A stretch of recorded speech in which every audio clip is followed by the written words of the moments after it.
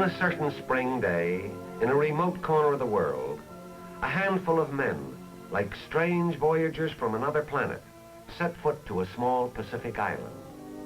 Who are these weirdly garbed visitors who so gingerly pick their way forward? And what do they expect to find on this barren strip of coral sand? Can there be any plan, any purpose in this jumbled mass of pieces and bits? And yet, why the expectancy, like probers into antiquity entering the sealed tomb of a pharaoh?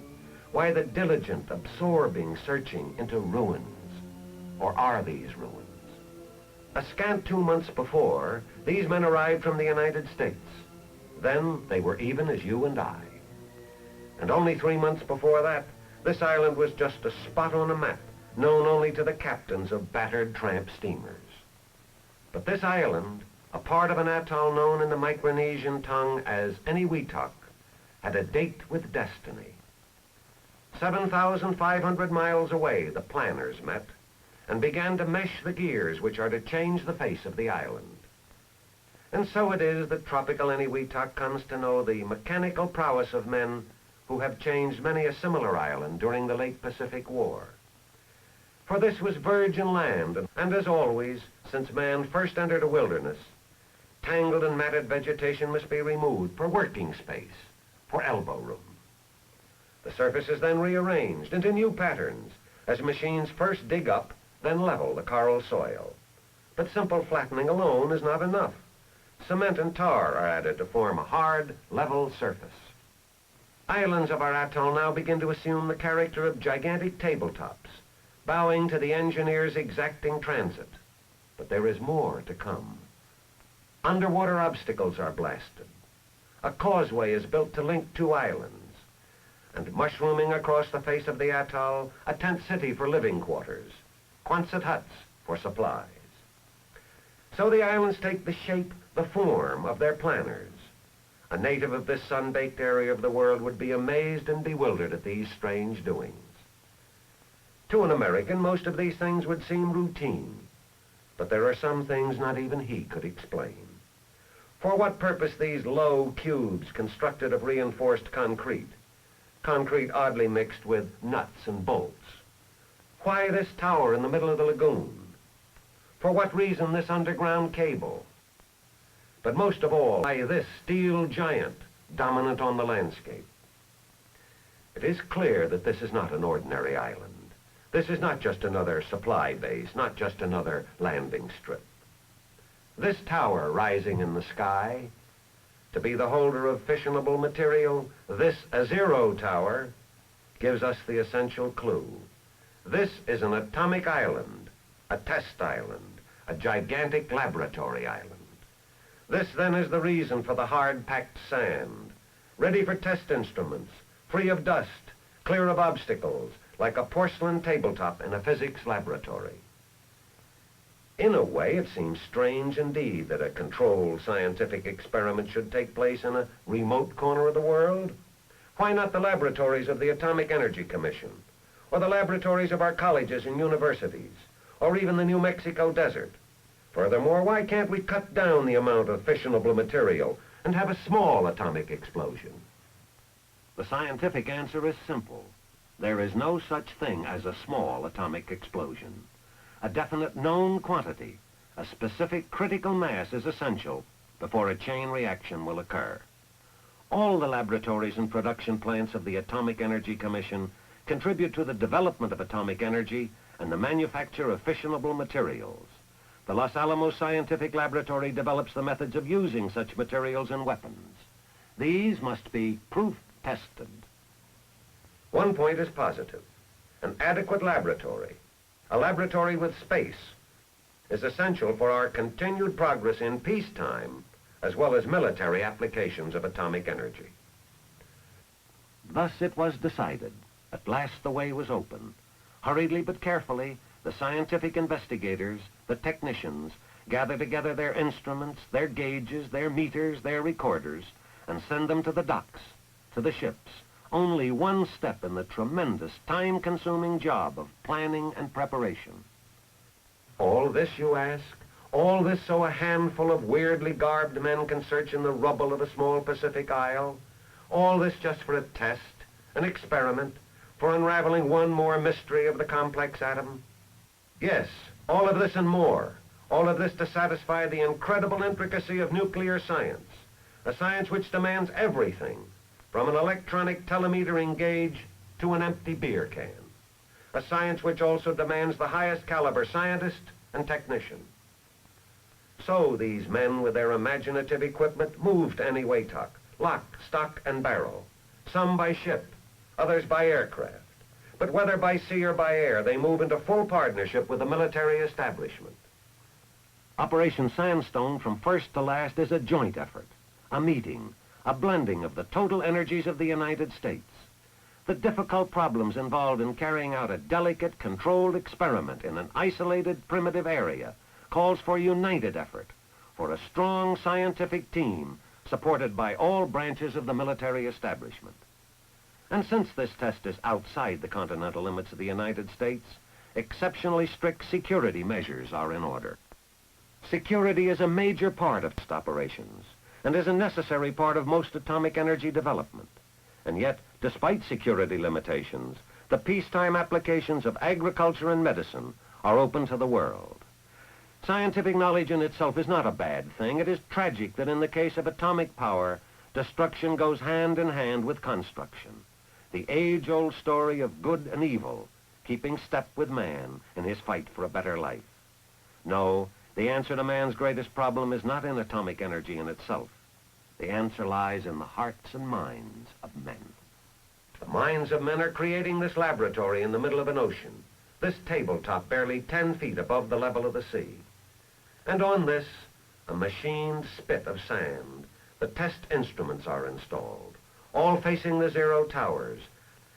Instruments which will give dimension, depth, and character to what exists in the minds of the scientists. Instruments designed to capture, record, measure, in a hurried millionth of a second, an event which occurs with the fleeting magic of a shooting star. Some massive, rugged, others small, delicate. Some commonplace, everyday, others marvels of engineering skill, capable of capturing happenings beyond our senses, the recording of light and neutron generation, the intensity and amount of gamma radiation. A harp gauge, the age-old symbol of peace and tranquility, becomes a measuring instrument of blast and pressure. A piston gauge, ready to absorb a cracking, jarring punch, more powerful than the collective kick of all the mules in Missouri. Instruments to give us clues which, among other things, will enable us to live longer, more useful and productive lives. It's staggering to realize how little we really know about atomic energy. The effect, for instance, on simple essentials like wood, paints, metal. We stand fascinated, like a child observing the wondrous effect of a nail flattened under the ponderous wheel of a locomotive. Photographic apparatus, as much a part of instrumentation as some of the more specialized devices, is ready. A lasting image, a permanent record to be carried away from this workshop, back for detailed analytical study in the States. Stationary banks of cameras in the photo towers, normal speed, high speed, color, black and white, cameras protected from strange tropical fungus, a growth capable of eating through the very glass of the lens. Mobile cameras mounted in photo aircraft, cameras capable of shooting 10,000 individual pictures every second, cameras with lenses powerful enough to record the dust on a flea's whisker at 5 miles. Operation Sandstone is to have the most complete photographic coverage in human history. And this is not strange, for this oversized workshop demands eyes which can see in all directions at the same time. The spread-out nature of the project also demands a communication system comparable to a modern, medium-sized city. As time draws close, communications become vital as the various workbenches of the laboratory tied together. This is experimentation on a large scale, requiring finely coordinated effort. A technician at one location needs to know at a precise and given moment what another is doing 10, 15, or 50 miles away. Air, land, and sea linked together as one. If direct contact is necessary, light planes ferry scientists from point to point. These are the elevators of the Enewetak laboratory, the time savers. But time on Enewetak is only important in terms of weather. This, remember, is an open-air laboratory. No blower fans here, no fume hoods to diffuse and dispense the radioactive cloud. Here, nature dictates the terms, and man has to wait, keeping a continuous check on upper air movements. At last the signal is called. Only hours remain, and the men leave the island. Not just an island now, but an armed island, a zero island. Quietly they take their leave. Without fuss or fanfare, they leave after 5 months of backbreaking effort. For a few, the men of science, a last-minute inspection, a last look at the instruments on which they pin their hopes, their dreams, their questions of the future. A final look before Zero Island becomes a deserted thing. A chamber is checked, a gauge is set, a timing station bolted, closed, sealed, so that even a wandering microbe cannot enter. Then they too leave. The open-air laboratory is ready. One might well wonder what Ben Franklin would say if he could see this. He with his paper kite and rusty key. Or Edison in his dusty attic, pondering over a few twisted wires. Yes, what would they have said? As the ships move out to safer waters, there is a vague, shadowy feeling among many that they, like medieval alchemists, have conjured up a potion far too powerful for mortal hands. But this is a feeling only of the moment. Underneath, all know that the controlled scientific experiment, that man has begun to master nuclear fission. This is simply a laboratory of the atomic age. Only minutes now. From a neighboring airfield, remotely controlled B-17s take off. Another tool for the scientists, pilotless aircraft, ready to go where man dares not go, into the heart of the radioactive cloud. And for a climax in ingenuity, to capture a fragment of that very same cloud here in a tropic sky and make it available for scientific study. Such is only one of the marvels of organization of Operation Sandstone. Only seconds remain now. From the master control station on another island, switches are thrown, sequence timers activated, hundreds of measuring devices all over the atoll placed on a single time reference. And now, the 10,000 men who have created this laboratory out of nothing watch it being destroyed. They have to look, to watch. The chain reaction of atoms building up into powerful exploding energy is still something which grips the imagination. Some must be ignored. The sun of early morning highlights the atomic cloud as it drifts away from Enewetak. But the strange and mysterious ingredients in this cloud will not be lost. They have been captured and returned now to Earth, carried by the crewless but obedient drones. These flying guinea pigs are hot, radioactive. Technicians handle the collection equipment with instruments suggesting the sterile remoteness of medical forceps. Just as remote as the electronically controlled tank, which digs out soil samples under the direction of a helicopter. Man approaches his test island with caution.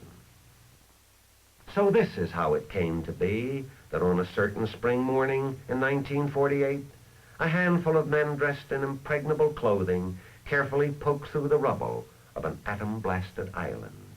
Men who search through ruins which hold something more than destruction. For hidden in the debris, cunningly protected, are records which will enable scientists of the Atomic Energy Commission to piece together the real story behind Operation Sandstone. And now the work really begins.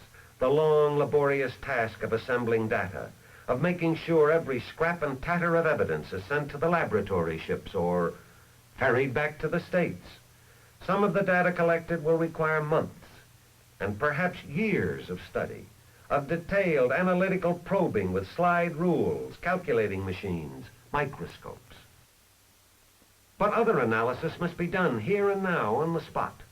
Some of the results of nuclear fission have the characteristics of an open bottle of soda water, quickly dissipating into nothing. The results of Operation Sandstone, the produced tables, equations, charts, graphs, records, all of this compiled data will further point the way, will speed the development of atomic energy. But such knowledge comes not from paper and pencil alone. It comes out of controlled experimentation, out of deliberately creating a few microseconds of atomic light and sound. So it has been from the beginning. Trinity, Alamogordo, New Mexico, 1945. Operation Crossroads, Bikini, 1946. Able Day, Baker Day. Operation Sandstone, 3 detonations. These were fabricated releases of power, of energy locked up within the atom from the beginning of time, detonations rivaling the light and energy of the sun. The sun, to us the difference between life and death. It burns, stifles, dehydrates. But who would deny its warmth, its light, its beneficial radiation? So can it be with the energy man has created. The road is open, a road which may show us the cure for cancer, a road which may enable us to produce heat and power and new metals with atomic furnaces, new fuels, new ways to nourish the soil and correct vitamin and mineral deficiencies in the very food we eat. All this is possible, for ours is a twofold program.